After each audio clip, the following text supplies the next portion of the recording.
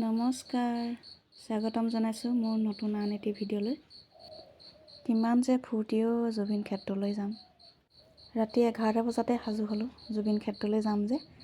গা পা ধুই আজৰি হ'লোঁ, 3 নেবাজে। জুবিন ক্ষেত্ৰলৈ যাম যে, সেয়ে কিমান যে আনন্দ ফূৰ্তিৰ লগতে দুখো লাগিছে। জুবিন দাক হেৰুৱাৰ দুখ। গাড়ীৰ পৰা প্ৰথম নামিয়েই চাকি ধূপ কিনি ল'লোঁ জুবিন দা ক্ষেত্ৰত জ্বলাবৰ বাবে। আমাৰ গাড়ীখনত যিমান মানুহ গৈছিল সকলোৱে প্ৰথম চাকি কিনি লৈছে তাত জ্বলাবৰ। জুবিন দা ক্ষেত্ৰত নামিয়েই গাড়ী বাছৰ পৰা কেনেকুৱা যে অনুভৱ হৈছিলে আপোনালোকক ভাষাৰে বুজাই ক'ব নোৱাৰোঁ। কিমান যে দুখত আছোঁ। জুবিন দা ক্ষেত্ৰত এতিয়াও মানুহ কমা নাই, আগৰ দৰেই হৈ আছে। মানুহবিলাক আহিছে গৈছে, কোনোবাই আকৌ জুবিন দাৰ গান গাইছে, কোনোবাই আকৌ হৰিনাম লৈছে। জীয়াই থাকোঁতে তেওঁক দেখাৰ আকৌ ভাগ্যই নহ'ল।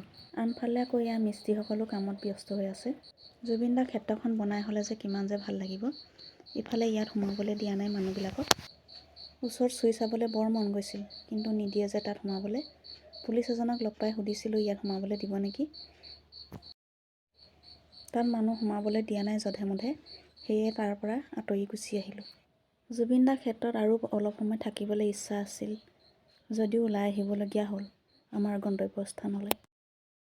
জুবিন দা ক্ষেত্ৰত আৰু অলপ সময় থাকিবলৈ ইচ্ছা আছিল যদিও ওলাই আহিবলগীয়া হ'ল আমাৰ নিজৰ গন্তব্যস্থানৰ কাৰণে।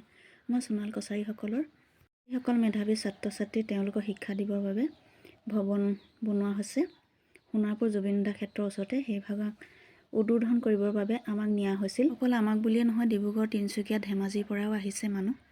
ভৱন ভাগ উদ্বোধন কৰিব হিমন্ত মামাই, সেয়ে তেওঁ অহালৈ আমি অপেক্ষা কৰি আছোঁ। ৰাতিপুৱা চাহ অকণ খোৱা যে 12 বাজি গ'ল, সেয়ে বহুত ভোক লাগিছিল। মামা আহি নোপোৱাৰ বাবে আমি আকৌ ওলাই আহিলোঁ ৰাস্তালৈ বুলি। ওলাই আহি গম পালোঁ যে তেওঁ যি চটা শিলত জিৰণি লৈছিল সেই শিল চটা ভৱন ভাগৰ ওচৰতে, সেয়ে আকৌ তাত গৈ সোমালোঁ। ইয়াতো বহুত মানুহে চাকি জ্বলাইছে, আমি জ্বলোৱা নাছিলোঁ। মোৰ ভিডিঅ'বিলাক চাই যদি ভাল পায় আপোনালোকে লাইক, কমেণ্ট আৰু ছাবস্ক্ৰাইব এটা কৰি দিব বুলি আশা ৰাখিলোঁ। তাৰ পৰা আহি আকৌ সোণাল কছাৰী ভৱনৰ ওচৰ পালোহি।